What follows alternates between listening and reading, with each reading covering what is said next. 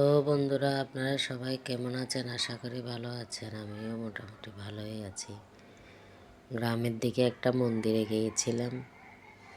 সেখানের পরিবেশটা এতটাই সুন্দর লেগেছে যে আপনাদের জন্য ভিডিও করে আনলাম। কারণ অনেকটা জায়গা জুড়ে মন্দিরটা তৈরি করা হয়েছে। একদম প্রবেশ থেকে শুরু করে সম্পূর্ণ ভিডিওটা আমি করেছি। আপনারা দেখেন, আপনাদের ভালো লাগবে।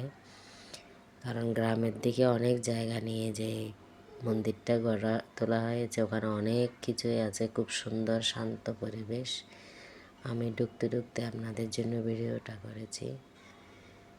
মানে চারপাশের পরিবেশটা দেখলে শান্ত, এত মনোমুগ্ধকর, সেটা আসলে না গেলে বলে বোঝানো যাবে না। আপনারা দেখতে থাকুন, আমি পুরো ভিডিওটাই করেছি। যা ঢুকতে ঢুকতে অনেকটা এলাকা জুড়ে খুব সুন্দর করে মানে মন্দিরটা করা হয়েছে। আপনাদের থেকে দেখলে ভালো লাগবে। এখানে অনেক কিছুই আসলে তৈরি করা হয়েছে আলাদা আলাদা করে। আমার কাছে সবচেয়ে প্রাকৃতিক পরিবেশটা ভালো লেগেছে। কারণ এত সুন্দর শান্ত স্নিগ্ধ প্রাকৃতিক পরিবেশ গ্রামে ছাড়া আর কোথাও পাওয়া যায় না। খুব সুন্দর। একদম একটা মন্দির থেকে আর একটা মন্দিরের দূরত্ব এবং যাওয়ার যে রাস্তাঘাট, সব কিছু মিলিয়ে মানে অসাধারণ একটা পরিবেশ। ঢুকতে ঢুকতে আমি ভিডিওটা করেছি। এক এক দিকে এক এক রকম।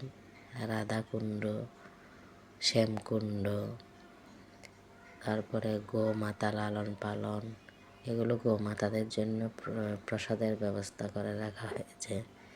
যারা চাইবে এখান থেকে কিনে পৌঁছে দিতে পারবে, গোমাতা সেবন করাতে পারবেন।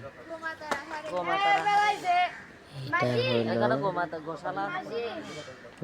গিরি গোবর্ধন মন্দির। গিরি গোবর্ধন মন্দিরের সামনে কিন্তু গোমাতাদের জন্য খাবারের ব্যবস্থা করে রাখা হয়েছে।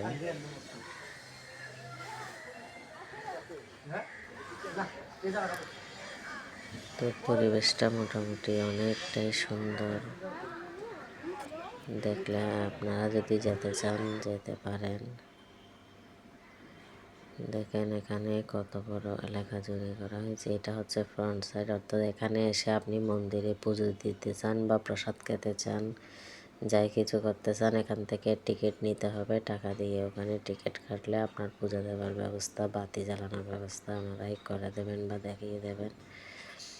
এটা হলো মন্দিরের হলঘর। আর এগুলো হলো ওখান থেকে যে কিছু কেনার ব্যবস্থা।